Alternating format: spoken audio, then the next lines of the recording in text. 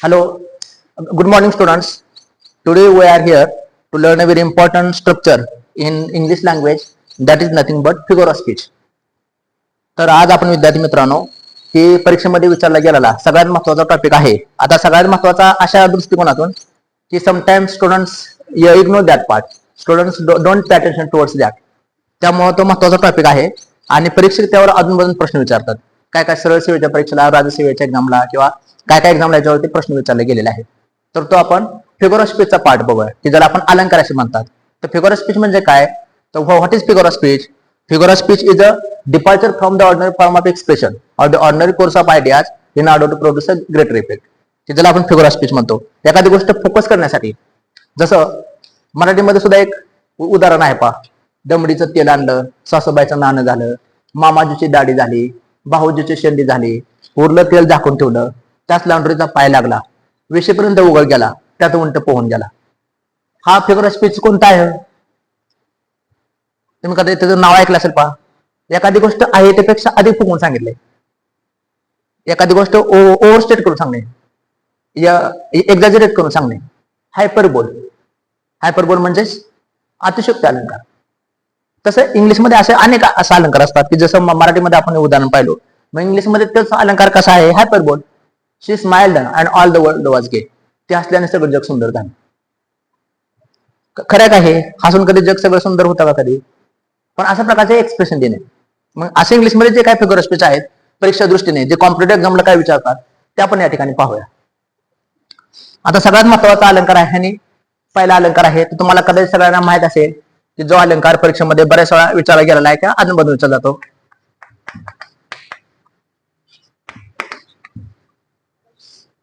कुठला अलंकार आहे हो?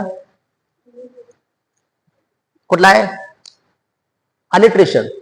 अलिट्रेशनला मराठीत आपण काय म्हणतो? अलिट्रेशन म्हणजे एखादी गोष्ट, आता तिची व्याख्या आपण कशी करतो अलिट्रेशनची? अलिट्रेशन म्हणजे काय की in this figure of speech or a letter is, letter or sound असं म्हणतो आपण त्याला. A letter or a sound is repeated, a letter or sound is repeated pleasingly. Pleasingly असा अर्थ नाही. किंवा एखाद्या पर म्युझिकल इफेक्ट, एखादा जो अक्षर आहे किंवा लेटर आहे ते एखाद्या गोष्टीसाठी प्लीजिंगली ते रिपीट होत असतं की त्याच्यातून रिदम तयार होत असतं.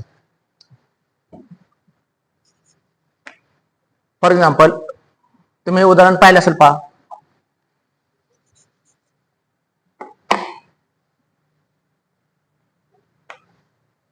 अलिट्रेशनचं उदाहरण पाहू आपण. For example full fathom 5. परीक्षेमध्ये बरेच सारे एक्झाम्पल आहे. फुल फॅदम 5 दाय फादर लाईज.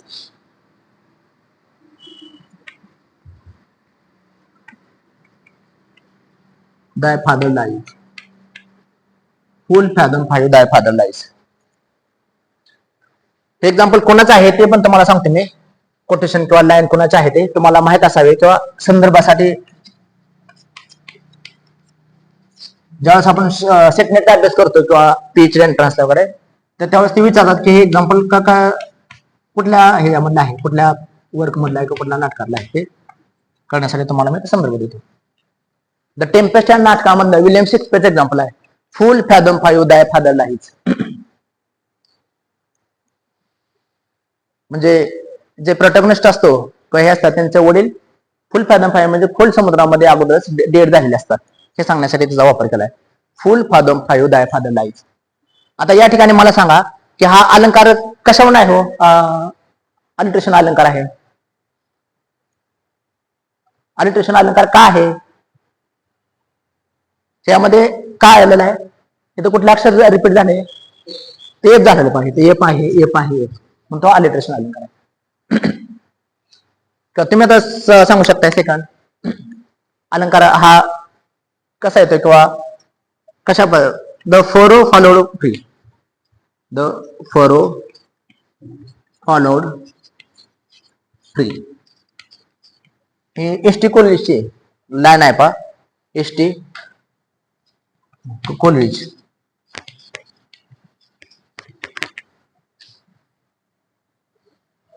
द अँसेंट मरिनर नावाच्या पोएममध्ये. The ancient मारिनर.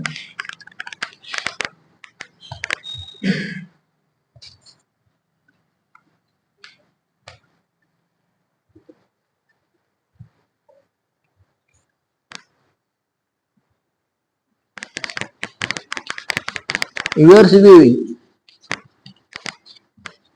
at fall of night.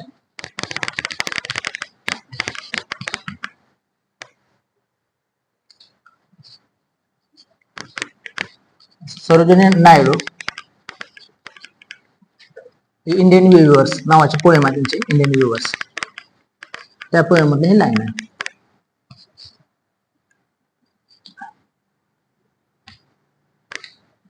आपल्या संदर्भ काय तुम्हाला माहिती दिला मी. सांग आता सेकंड याच्यामधले कशामुळे हा अलिटरेशन फिगर ऑफ स्पीच झाला. या ठिकाणी कुठलं अक्षर डबल आलं, एफ डबल आलं पहा.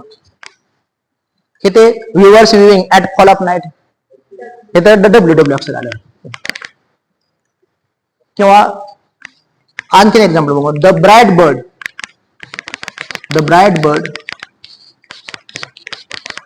फ्ल्यू बाय अ फॉन्डो. आता काय संदर्भ देत नाही, ठीक आहे, हे आपण फोकस करूया. The bright bird flew by a फॉन्डो. या ठिकाणी ब शब्द आलेला बा, ब. Or like a winged weather satellite, like a winged weather, W. आलं लक्षात तुम्हाला. जसं मराठीमध्ये पण एक उदाहरण आहे पहा, प्रसिद्ध उदाहरण आहे. भगवंत भक्तीचा भुकेला, पेटवले पाषाण शोभाने पटरावरती. पेटवले पाषाण शोभाने पटरावरती, भगवंत भक्तीचा भुकेला. किंवा काकाने काकीच्या कपाटातील कोरे कागद कात्रीने काराकारा कापले. क साऊंड आला. आलं लक्षात. म्हणून हा अलिटरेशन आहे. नेक्स्ट बघू आपण. हे कळालं तुम्हाला का? घ्यायचं अजून एखादं एक्झाम्पल. अलिटरेशन कळाला. नेक्स्ट बघू आपण. नेक्स्ट आहे तो पण एकदम सोपा आहे, सिंपल आहे. त्याच्या परीक्षेला अधून मधून काय प्रश्न विचारले जातात तो आहे सिमिली.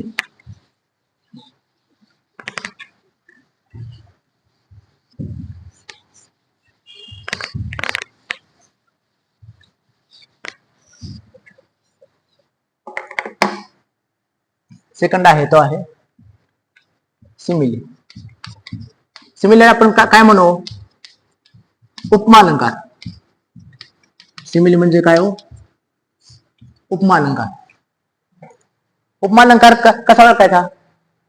सिमिली म्हणजे उपमा अलंकार. काय म्हणू आपण? In this figure of speech, in this figure of speech,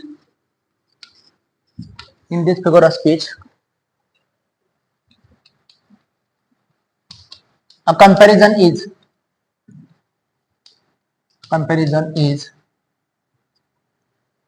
in this figure of speech a comparison is made between the two things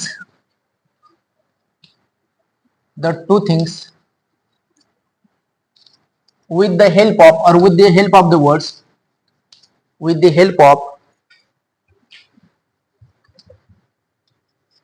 words like as, like,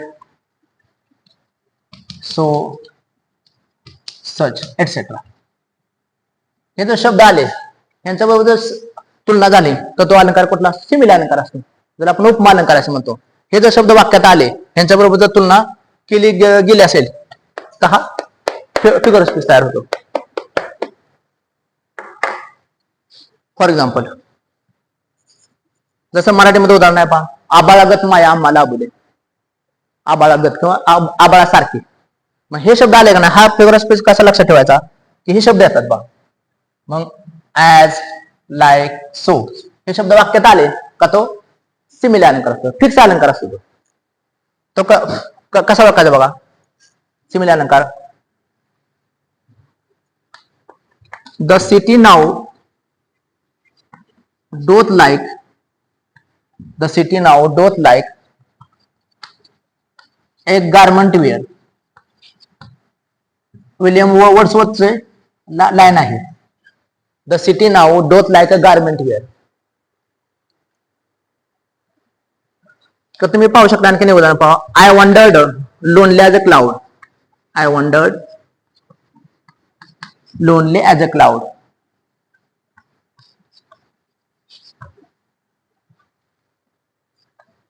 और Shivaji Maharaj means Shivaji was like a lion.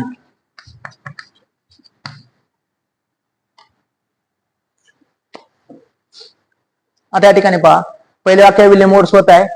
The city now doth म्हणजे the city now does like असा अर्थ. डोथ म्हणजे हा archaic word आहे. पूर्वीच्या काळी जुने शब्द असतात काय world use.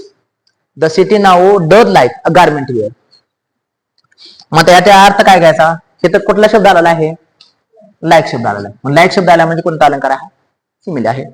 I wandered lonely as a cloud. William Wordsworth daffodil ही कविता आहे डॅफोडिल्स नावाचे. त्यामधले पहिलीच लाईन आहे. I wandered lonely as a cloud that floats on over fields and hills. When all at once I saw a crowd, a host of golden daffodils, beside the lake, beneath the trees, flittering and dancing in the breeze. मग त्यामध्ये पहिली line I wandered lonely as a cloud.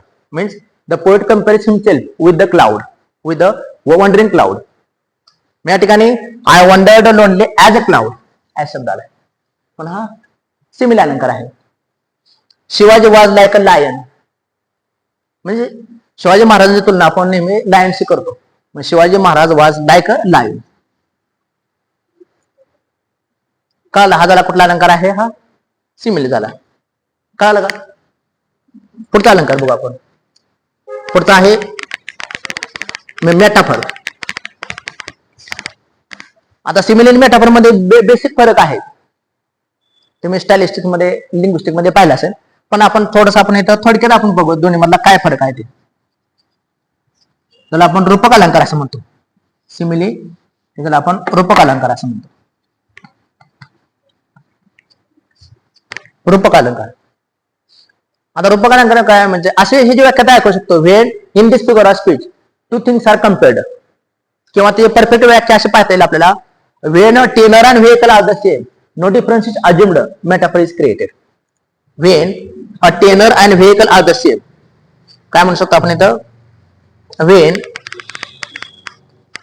a tenor and a vehicle, when a tenor and a vehicle are the same,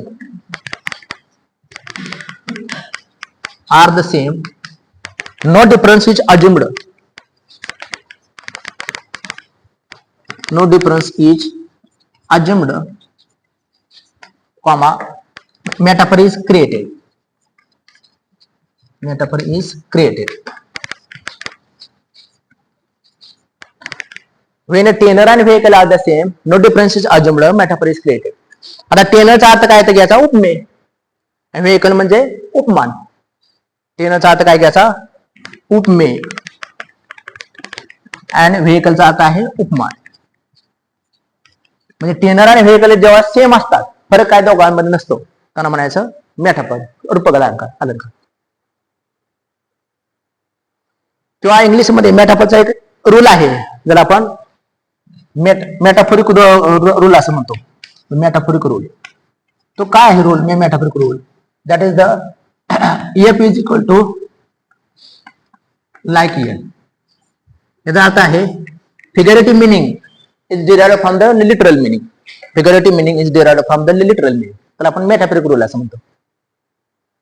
हा सुद्धा अलंकार ओळखायला एकदम सोपा आहे. एकदम सिंपल फिगर ऑफ स्पीच आहे. हा पटकन आपल्याला ओळखतो. एखादी तुलना केली जाते. फॉर एक्झाम्पल परीक्षेमध्ये नेहमी आलेलं एक्झाम्पल. आता माझ्या माहितीप्रमाणे आतापर्यंत जवळजवळ 50-60 वेळा येऊन गेलेलं एक्झाम्पल आहे वेगळ्या एक्झामला. ते एक्झाम्पल तुमच्या समोर लिहितो मी. द कॅमल इज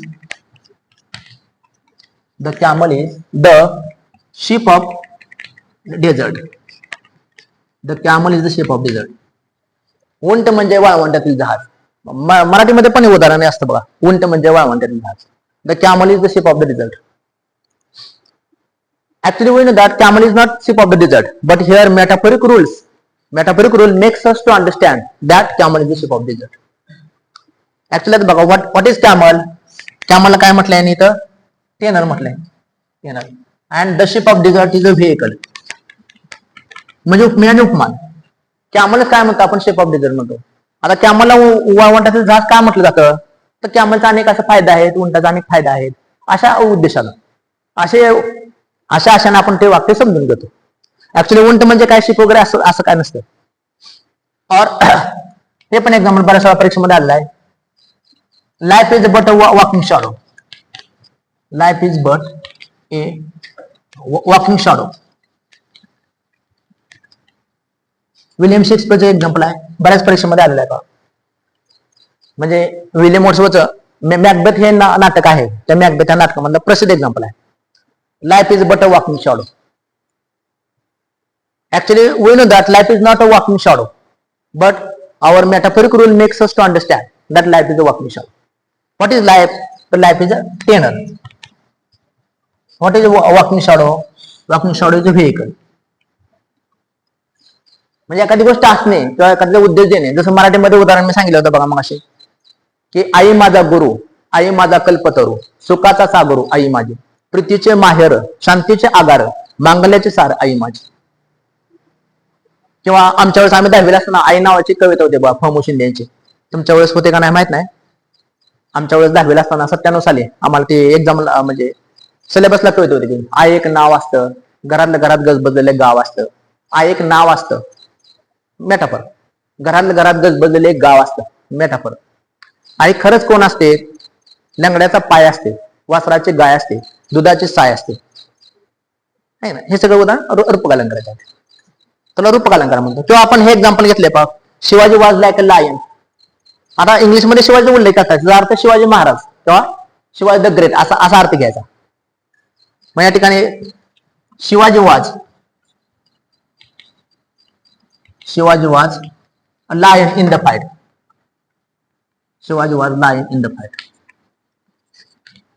मग या ठिकाणी शिवाजी महाराज हे काय आहे, टेनर आहे, अँड अ लायन हे काय आहे, व्हेकल आहे.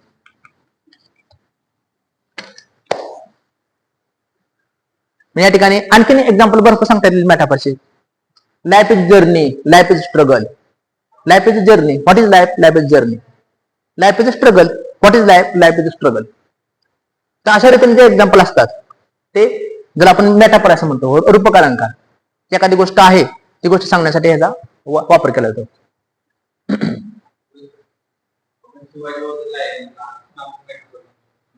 हा हो हा नाही पण हे तर हा शब्द आला की लाईक शब्द आलाय. आज लाईक शब्द आला का मग तो सिमिली होतो. आणि जर इथं लाईक शब्द नसता तर मग हा पण झाला असता मेटाफर. असं एवढं म्हणू शकतो आपण, शिवाजी वाज लायन. पण आपण कळण्यासाठी दिले इन द फाईट. हा जर इथं शब्द नसता तर मेटाफर अलंकार झाला असता. पण लाईक हे शब्दाला म्हणजे सारखा असा अर्थ. दोन्हीचा अर्थ एकच, ह्याच्यामध्ये पण कंपॅरिझन आहे, तिथं पण कंपॅरिझन आहे. पण काय केलेलं आहे इथं मेटाफर असतो तो इम्प्लाइड सिमिली असतो. आपण असं ग्रेट धरतो, पण असं वरवरच असं शब्द येत नाहीत. असं जे फिजिकल लेवलला किंवा वर्चल लेवलला आपण जे म्हणतो नाही, सरफेस लेवलला शब्द येत नाहीत, ते आपण डीप लेवलला समजून घेतो मेटाफर. इथं असं शब्द येत नाहीत आणि तसं शब्द येतात. तर मग आता एवढा हा टॉपिक सोपा आहे, तुम्हाला सुद्धा हा टॉपिक कळायला काय अडचण नाही.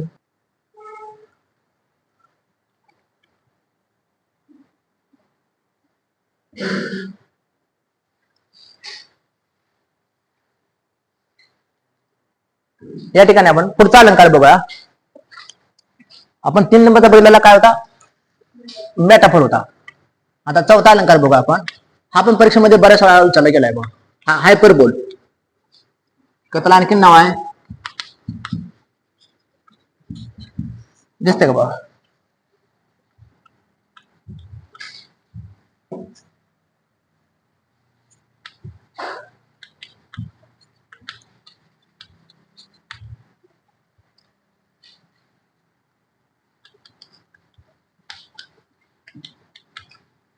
अतिशयोक्ती अलंकार, ओव्हर स्टेटमेंट या एक्झॅजरेशन किंवा हायपरबोल. हायपरबोल, एक्झॅजरेशन, ओव्हर स्टेटमेंट. म्हणजे एखादं भलतंच विधान केलं असतं की त्याला काय म्हणतो आपण, an obvious overstatement. An obvious overstatement. And obvious overstatement is known as a hyperbole. एखादे भलतेच विधान केलं जातं. एखादी गोष्ट म्हणजे समथिंग इज ओव्हरस्टेटेड. एखादी गोष्ट विधानापेक्षा जास्त उदाहरण करून दिली जाते किंवा जास्त एखादी गोष्ट फुगवून सांगणे त्याला आपण अतिशयोक्ती अलंकार असं म्हणतो. जसं फॉर एक्झाम्पल बघू आपण परीक्षेमध्ये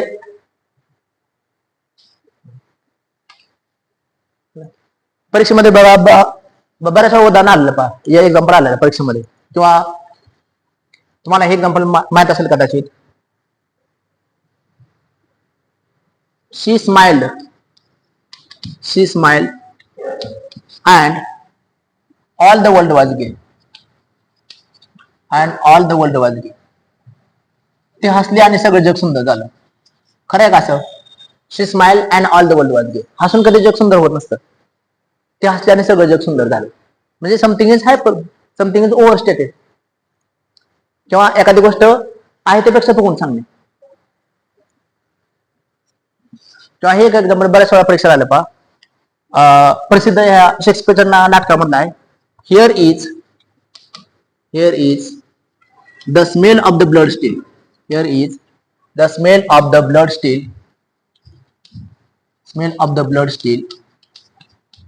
All the perfumes of Arabia.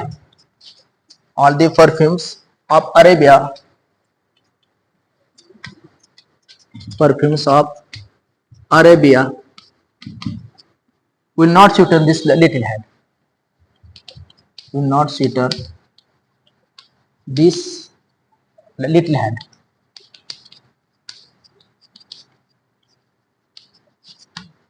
प्रसिद्ध एक्झाम्पल आहे विलियम शेक्सपियरचं मॅकबेथ ह्या नाटकामधलं एक्झाम्पल आहे.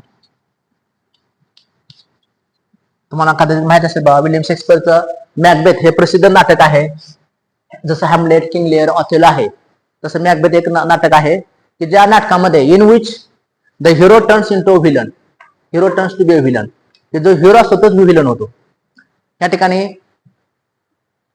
जेव्हा लेडी मॅकबेथ आणि मॅकबेथ मिळून एका राजाचा खून करतात आणि जेव्हा तिची बायको तिची समजूत काढत असते की तुम्ही हात धुवा किंवा पाण्यानं हात धुवा, तुमचं सगळं रक्त धुवून जाईल किंवा पाप धुवून जाईल, त्यावेळेस त्याला समजते की नाही, आपल्या पण खूप मोठी मिस्टेक झालेली आहे.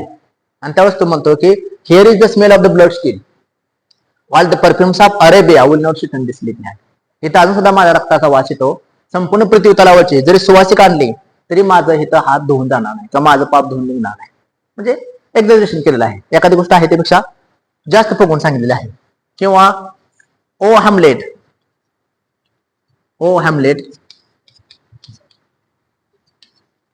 thou hast cleft my heart in twain. एका सिडनीच्या परीक्षेला विचारलं गेलेलं वाक्य इंग्लिश मध्ये, ओ Hamlet thou hast cleft my heart in twain. हे पण शेक्सपियर मधलं हॅमलेट मधलं एक्झाम्पल आहे. शेक्सपियरच्या हॅमलेट मधलं हे एक्झाम्पल आहे. आता हे जर आपण व्यवस्थित समजून घेतलं तर आपल्याला याचा अर्थ कळेल पहा. या ठिकाणी बघा, ओ हॅमलेटला उद्देश म्हटलेला आहे. Thou hast cleft my heart in twain. आता दाऊ ह्या शब्दाचा अर्थ आहे यू. अर्थ एक वर्ड आहे, जुना शब्द. हॅश या शब्दाचा अर्थ आहे हॅव, यू हॅव. क्लेप्ट या शब्दाचा अर्थ आहे broken, you have broken. My heart in ट्वेन ह्या शब्दाचा अर्थ आहे टू. दोन ह्याच्यामध्ये तू काय केलेला आहे, माझ्या हृदयाचे दोन तुकडे केलेले आहेत. हे दोन सुद्धा आपल्याला कळू शकते हा अलंकार कुठला आहे, हायपरबोल आहे. एखादी गोष्ट अधिक फुगवून सांगितली, अतिशयोक्ती केलेली आहे. He drank the whole ocean. त्याने पूर्ण समुद्र पिऊन टाकला, तो पूर्ण महासागर पिऊन टाकला. It is not possible. तेव्हा हे सगळं एक्झाम्पल आपल्याला घेता येईल. 10,000 saw eye at a glance. 10,000 saw eye at a glance. William Wordsworth daffodil मधली लाईन आहे पहा. 10,000 saw eye at a glance. It is not possible for the normal human being to capture 10,000 flowers of daffodils at a one sight, at a one glance. एका दृष्टिक्षेपामध्ये डॅफोडिलचे 10,000 फुले सर्वसामान्य माणूस पाहू शकत नाही, पण एक कवीनं एक कल्पना केलेली आहे, त्याला 10,000 saw at a glance. मग हा सुद्धा काय अलंकार आहे, तो हायपरबोला आहे, की जर आपण काय म्हणतो अतिशयोक्ती अलंकार आहे. एखादी गोष्ट आहे त्यापेक्षा अधिक फुगून सांगण्यासाठी ह्या अलंकाराचा वापर केला जातो. नेक्स्ट बघूया आपण. हायपरबोला आहे, हा तुम्हाला कळाला असेल बऱ्यापैकी.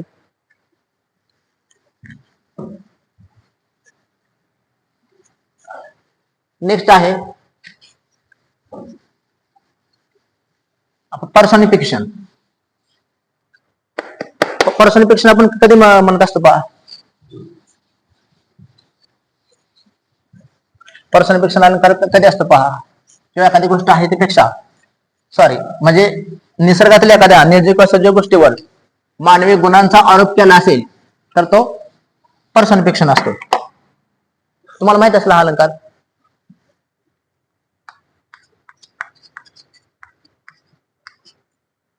पर्सनिफिकेशन, पर्सनिफाय करणे. पर्सन म्हणजे व्यक्ती, पर्सनिफाय करणे. पर्सनिफिकेशन म्हणजे चेतनागुणित अलंकार. चेतनागुणित अलंकार. पर्सनिफिकेशन कधी म्हणतो आपण, की एखाद्या गोष्टीला मानवी गुणांचा आरोप केला असेल तर तो अलंकार असतो चेतनागुणित अलंकार. काय म्हणा आपण, in this figure of speech,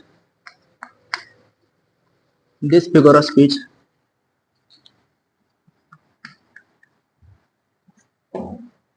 a living or non-living thing is attributed with human qualities.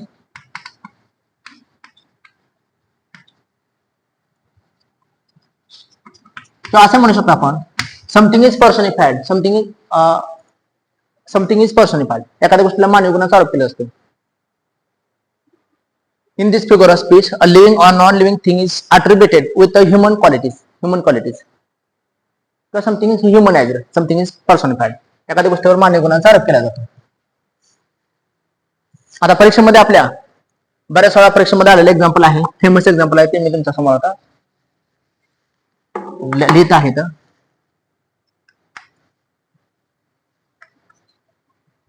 Death lays his icy hand. Death lays his icy hand on kings. अनेक परीक्षांमध्ये हे एक्झाम्पल येऊन गेलेलं आहे. मृत्यूने त्याचा थंडगार हात राजाच्या डोक्यावर ठेवला, म्हणजेच मृत्यूने राजाचा जीव घेतला. म्हणजे डेथ अटॅक्ड द किंग असा अर्थ घेतो आपण. Death took the soul of the king.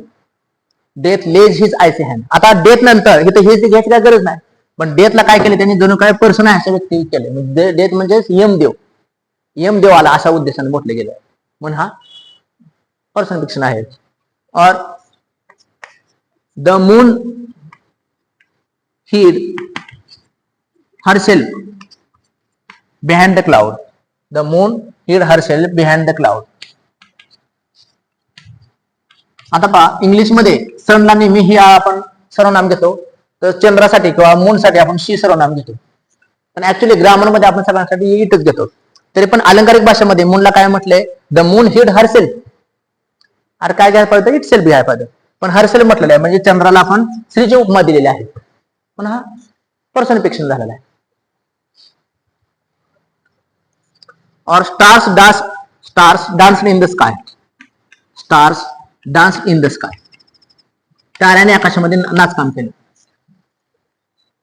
We know that stars don't dance, stars can't dance, but here stars are given human quality of dancing.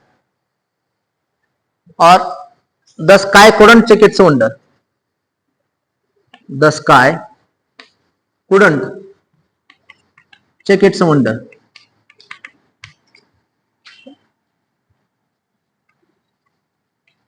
The sky couldn't check its wonder. आकाशाला तुझं कौतिक कळलं नाही, आकाशाला तुझं आश्चर्य कळलं नाही. Actually ही कविता यांची कविता आहे विंदा करंदीकरांची. To see Tukaram Shakespeare came over. तुकोबांच्या भेटी शेक्सपियर आला, तो झाला 16 दुकानात, झाली दोघांची वरावरी भेट, वरातले थेट वरामध्ये, असं त्या कवितेची सुरुवात आहे. आणि शेवटी दोघे एकमेकाला भेटल्यानंतर दोघे एकमेकाच्या आपापसातल्या घरी निघून जातात. मग शेवटी आकाशाला आश्चर्य वाटतं आणि शेवटी वाक्य आहे कौतिक आकाशा आवरेन. म्हणजे आकाशाला सुद्धा त्यांचं कौतिक वाटलं किंवा आश्चर्य वाटलं. The sky couldn't check its wonder. Check म्हणजे the sky is beyond human quality of checking. असं म्हणू शकतो आपण द ऍपल ट्री सेड. पूर्वीच्या काळी जुन्या सिलेबसला 12वी मध्ये कविता होती बघा, टॉकिंग इन देअर स्लीप, त्यामधले लाईन आहे the apple tree sed. The apple tree is beyond human quality of saying. एखाद्या उद्देशाने म्हटले जातं, त्या ठिकाणी हा अलंकार आहे. म्हणजे सफरचंद झाड कधी बोलत नाही, पण सफरचंद झाडाला बोलण्याची उपमा दिलेली आहे. मग हे सगळे एक्झाम्पल पर्सनिफिकेशनचे आहेत, चतुर्थ अलंकार. जसं मराठीमध्ये एक्झाम्पल आहे बा चापा चालेना, असं काय आहे बा चापा बोलेना, चापा खंत करी काही केल्या फुलेना. तसं इंग्लिशमध्ये असे काही एक्झाम्पल असतात. निर्जीव किंवा सजीव गोष्ट असते की त्याला मानवी गुणांचा आरोप केला जातो. ठीक आहे. नेक्स्ट फिगर असतील बघू आपण या ठिकाणी. हा तुम्हाला मला वाटते समजला असेल.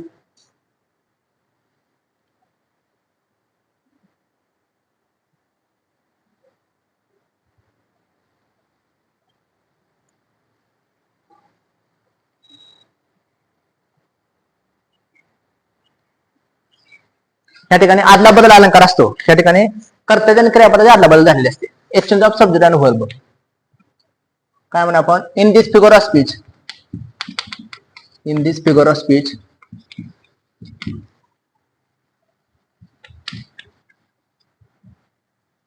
a word order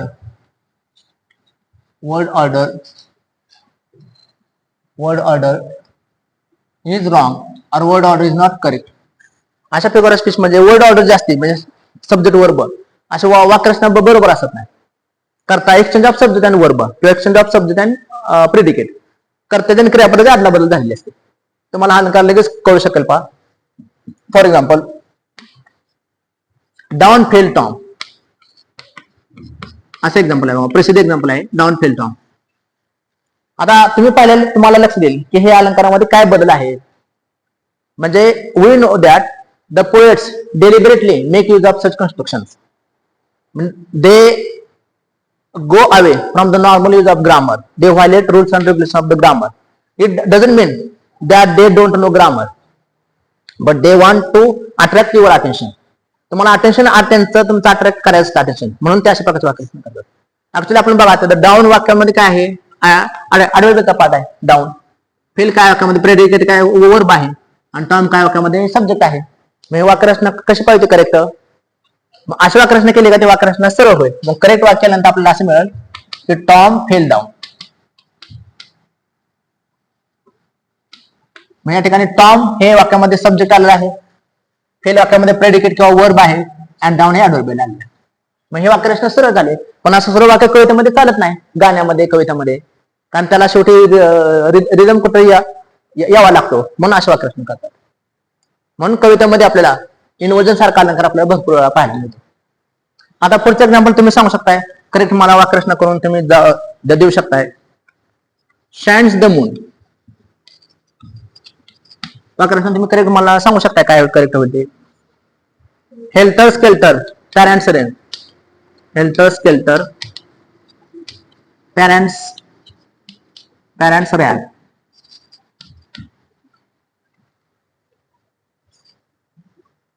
whose woods these are. whose woods these are. I think I know.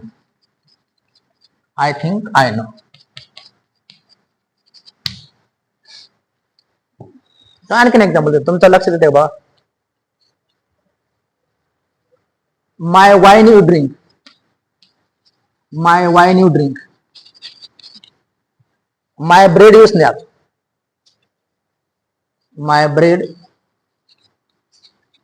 Snap. अशी भरपूर एक्झाम्पल आपल्याला पाहता येतील.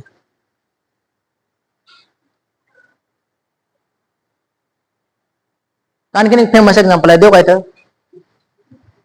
As flies to the wanton boys, as flies to the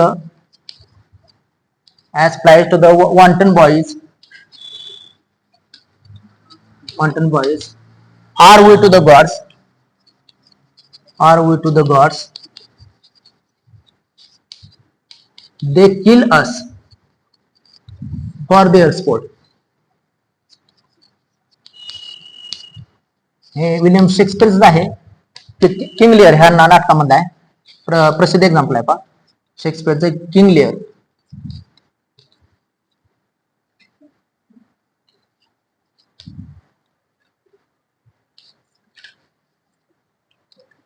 आता बघा ह्या वाक्यरचना तुम्ही सरळ कोण सांगू शकता मला, हा का इन्व्हर्जन आहे तुम्हाला कळू शकते. शाइन्स द मून,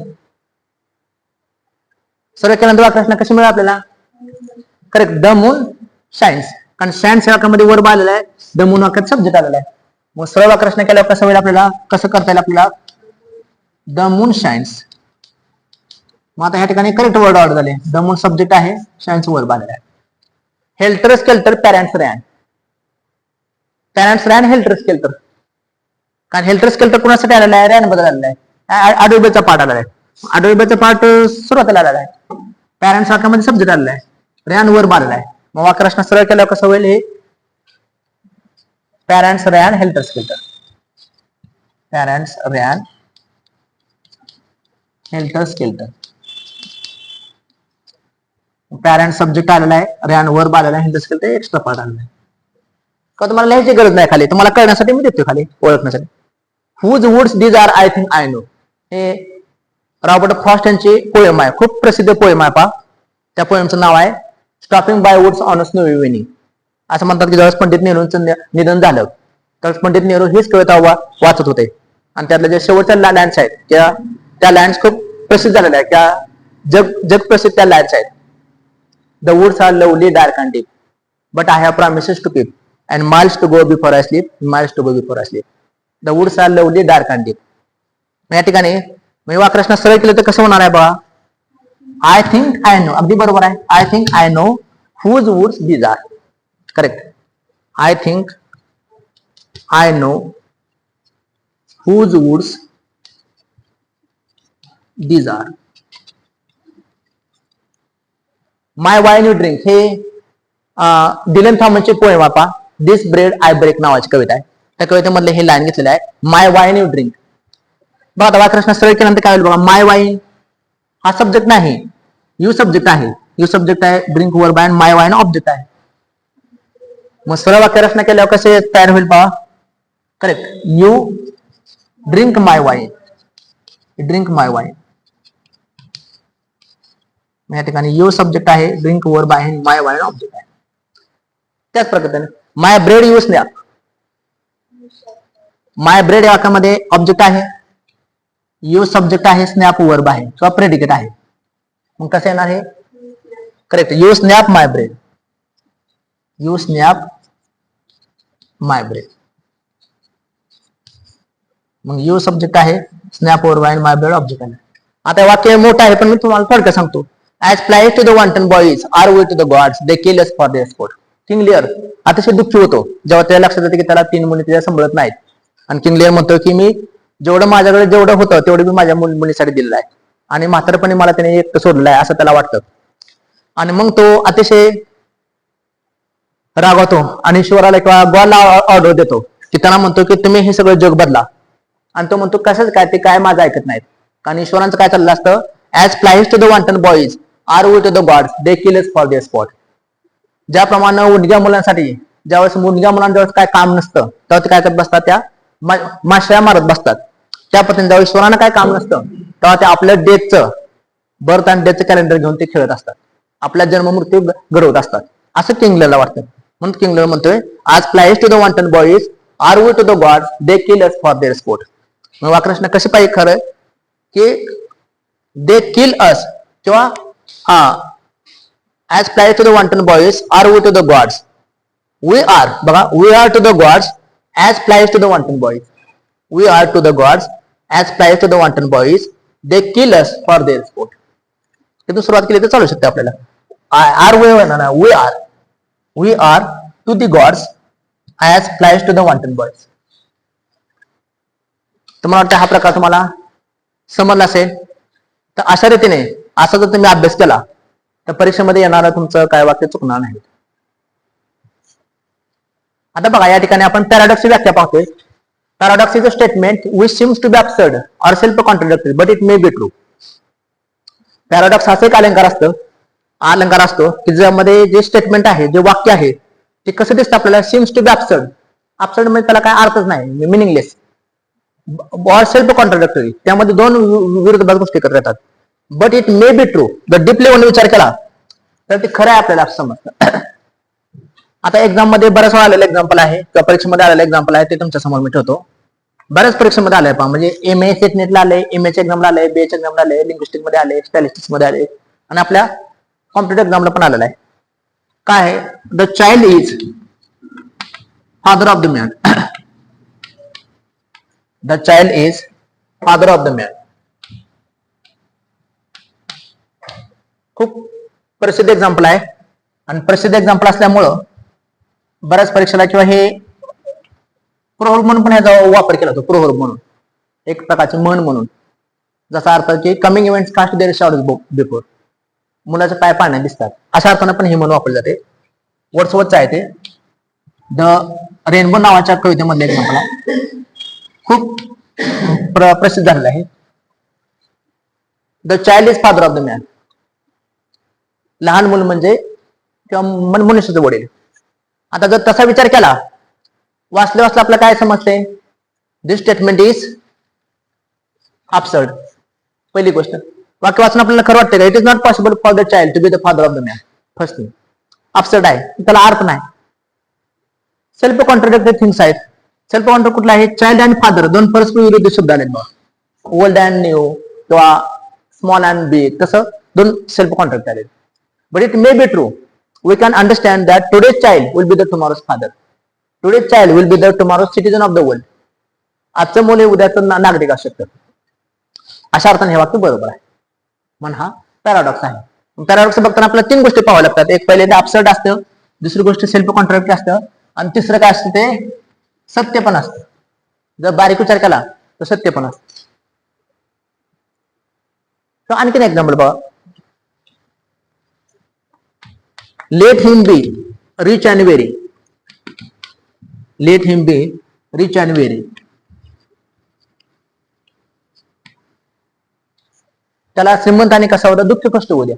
हे लाईन आहे ते जॉर्ज हर्बर्टची. जॉर्ज हर्बर्ट जो पोएट आहे, द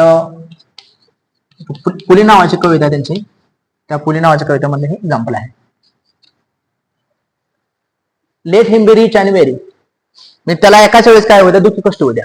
असं पण म्हणतोय तर गॉड असं म्हणतात की when first of all God made a man, he took a glass of some things, glass of some qualities, and first of all he poured some qualities like honor, beauty, wisdom, strength, and when at the bottom of the glass there was remaining only one quality, and that was the peace, but God deliberately did not offer. असं म्हणतात की ईश्वराने जेव्हा मानवाला तयार केलं तो ईश्वराचा एक असा पेला होता आणि त्या पेल्यामध्ये सगळ्या प्रकारच्या क्वालिटी तयार केल्या होत्या आणि तो सगळे मानवाला बहाल करत असतो. पण असं वाटतं की ज्यावेळेस ती शेवटची क्वालिटी त्याला द्यायची असते ईश्वराला, ऑनेस्टी दिली, ब्युटी दिली, विस्डम दिलं, स्ट्रेंथ दिलं, मग शेवटची क्वालिटी काय असते? पीस असते, रेस्ट. ते मात्र तो शेवटी देत नाही. त्याला असं वाटतं की मानवाला दिले तर मानव आपल्याला विसरेल, म्हणून तो ईश्वर काय करतो? त्याला मी रिच करणार आहे, पण त्याबरोबर कसं करणार आहे? वेरी सुद्धा करणार आहे. म्हणजे हे वाक्यामध्ये अब्सर्डपणा येतोय. दुसरी गोष्ट सेल्फ कॉन्ट्रॅक्टरी आहे, रिच आणि वेरी. आता रिच म्हणजे काय? पोर असं येईल नाही, प्रत्येक वेळी असं नाही. श्रीमंत आणि दुःखी कष्टी.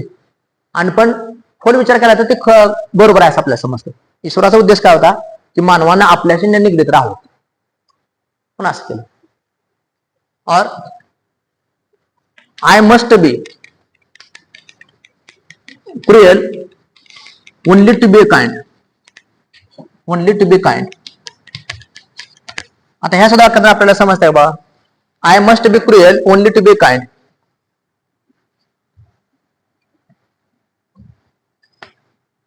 हे हॅमलेटचं एक्झाम्पल आहे, विलियम शेक्सपियरचं एक्झाम्पल आहे पहा.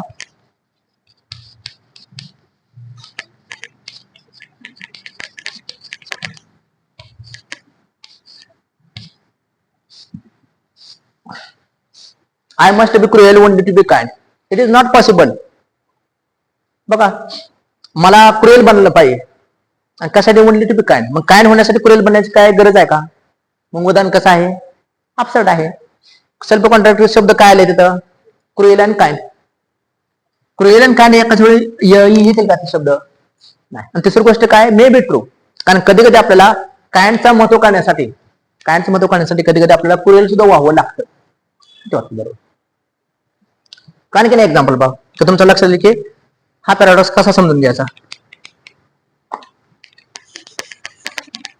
For example, war is peace,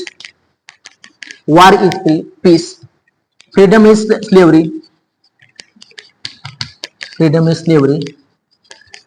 ignorance is strength,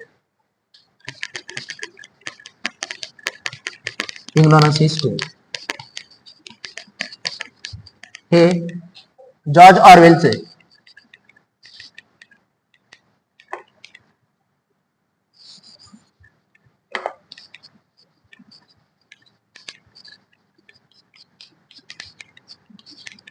त्यांचे प्रसिद्ध नाव आहे पण 1984 नावाची कादंबरीचं नावच आहे 1984. त्यातले ते वाक्य, war is peace, freedom is slavery, ignorance is strength. बघा, कोणी सुद्धा कोणी म्हणेल की वाक्य कसं काय वाक्य, म्हणजे शहाणा माणसानं वाक्य वाचल्यानंतर म्हणणार हे हमखास या वाक्यामध्ये काहीतरी वेडपटपणा आहे, म्हणजे अपसर्ड आहे. War is peace. आता बघा, वॉर कधी पीस असतं का? फ्रीडम इज स्लेव्हरी, म्हणजे फ्रीडम म्हणजे आपण जरा म्हणतो स्वातंत्र्य हेच गुलामी आहे. आणि इग्नोरन्स म्हणजे अज्ञान हेच खरी शक्ती आहे, ताकद आहे, स्ट्रेंथ आहे. म्हणजे पहिली गोष्ट अपसर्ड आहे. दुसरी गोष्ट सेल्फ कॉन्ट्रॅक्ट काय आहे, वॉर अँड पीस विरुद्ध शब्द आले बा. जसं टॉर्चर नाव आलं बा, वॉर अँड पीस. किंवा फ्रीडम अँड स्लेव्हरी विरुद्ध शब्द आहेत. इग्नोरन्स त्या विरुद्ध आपण नॉलेज पण म्हणू शकतो, पण इथं स्ट्रेंथ दिलेला आहे, ते विरोधाचा शब्द आलेला आहे. मग हे सेल्फ कॉन्ट्रॅक्ट आहे. But it may be true काय आहे, sometimes to make peace or to maintain peace sometimes we have to fight war. आता बघा, सध्याची परिस्थिती, आपले भारत आणि पाकिस्तानचं युद्ध चालू झालं पहा. कधी कधी आपल्याला पीस टिकवण्यासाठी सुद्धा वॉरची गरज आहे. पीस अटेंड करण्यासाठी सुद्धा वॉरची गरज असते, म्हणून war is peace. Freedom is slavery. कधी कधी आपल्याला स्लेव्हरीतून बाहेर निघण्यासाठी सुद्धा आपल्या फ्रीडमची गरज असते, पण जास्त प्रमाणामध्ये झाले तर फ्रीडम सुद्धा एक प्रकारची स्लेव्हरी असते. असा अर्थानं पण आपण समजून घेऊ शकतो. आणि इग्नोरन्स इज स्ट्रेंथ. जे इग्नोरन्स आहे, अज्ञानामध्येच खरी शक्ती असते. जेवढा माणूस सज्ञान होईल तेवढं त्याला सगळ्या गोष्टीची जाणीव होत असते, आणि त्यातली शक्ती थोडीफार कमी होत जाते. कमी म्हणण्यापेक्षा त्याला ती जाणीव होते, असा अर्थानं पण ते वाक्य बरोबर. मग हे एक्झाम्पल आहे पॅराडॉक्सचं किंवा कॉन्ट्रास्ट एक्झाम्पल आहे. नेक्स्ट बघूया, पुढचा अलंकार आहे. दोन्हीमध्ये काय फरक आहे ते बघू आपण या ठिकाणी. दोन्ही पण सारखे दिसतात, दोन्हीमध्ये काय अलंकार आहे ते बघा. अँटिथेसिस.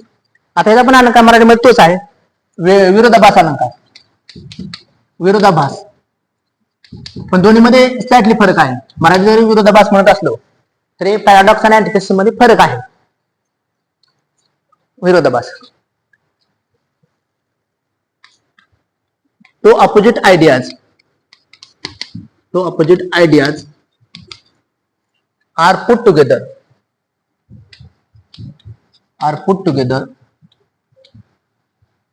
to make the statement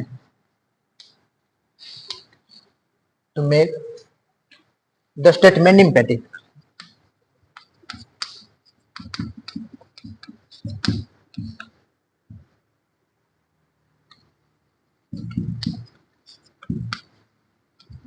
म्हणजे दोन परस्पर विरोधी गोष्टी एकत्र आणल्या जातात की वाक्य परिणामकारक ठरण्यासाठी.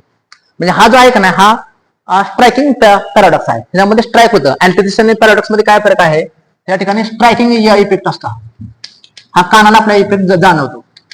तसा पॅराडॉक्स मध्ये नव्हतं. पॅराडॉक्स मध्ये शांत विचार सांगितला होता, शांत फिलॉसॉफिकल विचार होता, की पहिल्यांदा अपसर्ड असायचं, सेल्फ कॉन्ट्रॅक्टिव्ह असायचं, आणि कधी कधी ते ट्रू पण असायचं.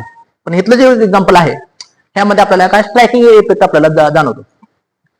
तो opposite ideas are put together to make the statement impacting. वाक्य परिणामकारक ठरण्यासाठी दोन परस्पर विरुद्ध गोष्टी एकत्र आणल्या जातात. आता फॉर एक्झाम्पल पहा, तुम्हाला एक्झाम्पल पाहिलं का लगेच तुमच्या लक्षात येईल.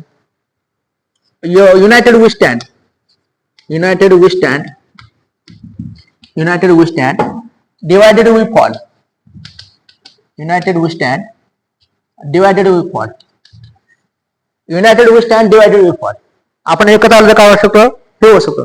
युनायटेड आलं तर आपण एकत्र येऊ. United we stand, divided we fall. बघा हे कसं एक्झाम्पल आहे बघा, अनेक परीक्षांमध्ये येऊन गेलेलं आहे बघा. कॉम्पिटेटिव्ह एक्झामला पण अनेक वेळा आलेला आहे वेगवेगळ्या परीक्षेला. सांगा मला, कोण मला सांगेल हा अँटिथेसिस काय येतोय? दोन गोष्टी परस्पर विरुद्ध आहेत बघा. युनायटेड त्या विरुद्ध काय अपोजिट आहे? युनायटेडला अपोजिट काय आहे? डिवायडेड. Stand, fall. म्हणजे एका जागेमध्ये आपल्याला दोन जोड्या मिळाल्या अपोजिटच्या आणि त्या पण स्ट्रायकिंग आहेत. United, divided. Or she comes and goes, she comes and goes. ती येते आणि जाते. शी कम्स अँड गोज, ती येते जाते. म्हणजे here the top ideas of coming and going are put together to make the statement impacting. Striking effect आहे coming and going. She comes and goes. Sylvia Plath the mirror नावाची कविता आहे पहा, mirror नावाची कविता. त्या मिरर कवितेमधलं एक्झाम्पल दिले त्यांनी. Salve plot खूप फेमस कविता आहे मिरर नावाची. कमिंग अँड गोईंग, दोन परस्पर विरुद्ध गोष्टी एकत्र येतात. किंवा प्रसिद्ध एक्झाम्पल आहे बा, अनेक वेळा परीक्षेमध्ये पण आलेला आहे, तुम्ही पाहिलं असेल बा.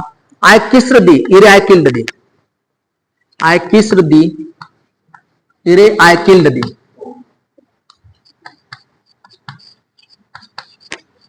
हे शेक्सपियरचं ऑथेलो मधलं प्रसिद्ध एक्झाम्पल आहे. ऑथेलो नावाचं त्यांचं एक नाटक आहे शेक्सपियरचं, ऑथेलो मधलं. I kissed thee ere I killed thee. तुम्हाला माहित आहे की डेस्डेमोना आणि ऑथेलो यांच्यामध्ये थोडस हे राहत असतं, डिस्प्यूट चालू असतं किंवा डेस्डेमोनावर आपल्याचा संशय असतो. त्यांचा जो मित्र असतो इयागो नावाचा, तो त्यांना दोघांच्या बद्दल नेहमी असं वाद पसरवत असतो. आणि शेवटी ऑथेलो डेस्डेमोनाला मारतो आणि त्या परत लक्षात येतं की डेस्डेमोनाची काय चूक नव्हती, पण त्याला परत पश्चाताप होतो. मग ह्या ठिकाणी दोन गोष्टी एकत्र केल्या बघा. Killing and kissing and killing. The first kissing is associated with the love and killing is associated with hatred. मग दोन गोष्टी एकत्र आल्या बघा, मग किसिंग अँड किलिंग म्हणून सुद्धा अँटिथेसिस अलंकार होऊ शकतो. किंवा to err is human, to err is human, to forgive divine.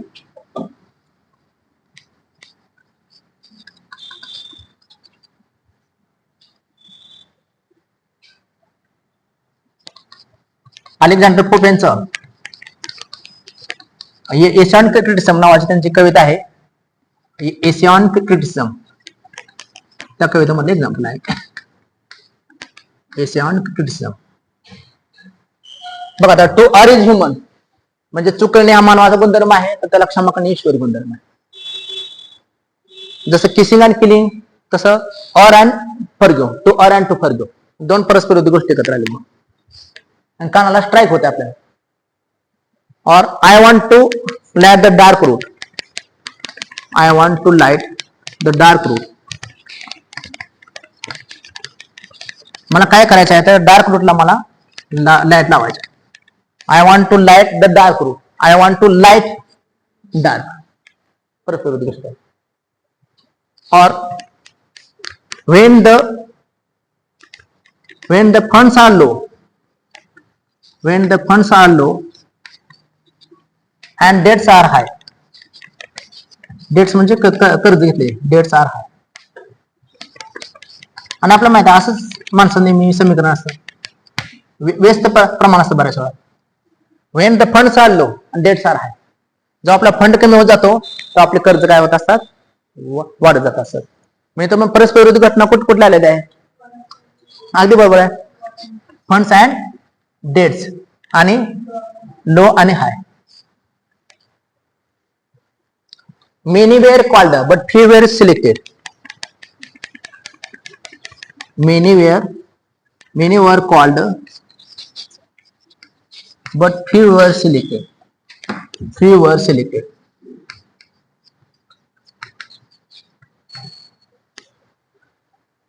इथं सुद्धा दोन परस्पर विरुद्ध गोष्टी. करेक्ट. मेनी आणि few. Many were called. Many and few. आणि शिवाय त्यांना कॉल केलं म्हणजे हिचा अर्थ काय, सिलेक्शन साठी. पण सिलेक्शन सगळ्यांचं केलं नाही, अशा अर्थानं पण परस्पर विरुद्ध आहे. असं अनेक काही एक्झाम्पल आपल्याला देता येतील, त्याला आपण अँटिथिसिस असं म्हणतो. तुम्ही हे जर नाव वाचलं असेल, a tale of two cities, Charles डिकन्सचे नाव आहे टेल ऑफ टू सिटीज. जसे फ्रेंच रिव्होल्युशन झालं, फ्रेंच रिव्होल्युशन, फ्रेंच राजक्रांती. तर what were the principles of the French revolution, which were the principles of the French revolution, liberty, equality and fraternity. French revolution काय झालं, तर ह्या तीन तत्वासाठी झाले, लिबर्टी, इक्वॅलिटी, फ्रॅटर्निटी. म्हणजे समता, बंधुता आणि एकता, नाही का. पण हे जे सांगण्यासाठी त्यांनी जे नॉवेल केलेले आहे, त्या नॉवेलमध्ये पहिलीच लाईन आहे बघा, ओपनिंग लाईन आहे, ते आपल्या अट्रॅक्ट करते. म्हणजे in general it is a parallelism आणि in particular it is antithesis. पहिलीच लाईन आहे बघा, it was the best of times, it was the worst of times. म्हणजे जे लोक श्रीमंत होते त्यांसाठी कास्ट टाइम होता, बेस्ट होता, आणि जे लोक गरीब होते त्यांसाठी वर्स्ट टाइम होता. It was the best of times, it was the worst of times. It was the age of wisdom, it was the age of foolishness. It was the epoch of belief, it was the epoch of incredulity. It was the season of light, it was the season of the darkness. It was the spring of hope, it was the winter of the despair. We had everything before us, we had nothing before us. We were all going to direct heaven, we were all going to the direct other way. म्हणजे इथे जे line आहे बघा, पहिली line बघा, it was the best of times, it was the worst of times. Best and worst ह्या दोन्ही मधला फरक त्यांनी सांगितलेला. तर अशा रीतीने जे अँटिथिसिस अलंकार आहे, अँटिथिसिसचं पार्ट आहे, तुम्हाला वाटतं तुम्हाला समजलं असेल, युनायटेड, डिवायडेड किंवा कम्स अँड गो, असे जे वाक्यरचना असतात की जे अट्रॅक्ट करत असतात आपल्याला. अशा आपल्याला भरपूर एक्झाम्पल आपल्याला पाहता येतील. A jack of all the trades but master of none. A jack of all the trades but master of none. एक ना धड 12 बार चिंध्या. मग हे सगळे एक्झाम्पल आपल्याला अँटिथिसिस पाहायला मिळतील. तर हे आणि अनेक असे एक्झाम्पल आपल्याला पाहता येतील की जे यातले काय काय कॉम्पिटेटिव्ह एक्झामला पण अजूनपर्यंत विचारले गेलेले असतात. जसा आपण भाग हा समजून घेतला, तर फिगर ऑफ स्पीच भाग जो विद्यार्थ्यांना नेहमी किचकट वाटतो किंवा अवघड वाटतो, जर असं आपण समजून घेतलं साहित्याच्या माध्यमातून, तर हा पार्ट तुम्हाला आणखीन समजून जाईल. थँक्यू. आपण इथं थांबूया.